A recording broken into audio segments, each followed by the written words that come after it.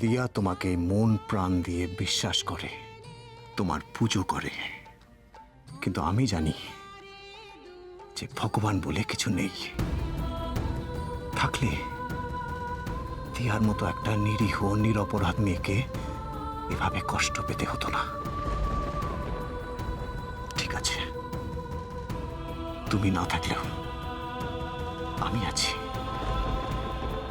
আমি দিয়ার প্রতি কোনো অন্যায় হতে দেব না।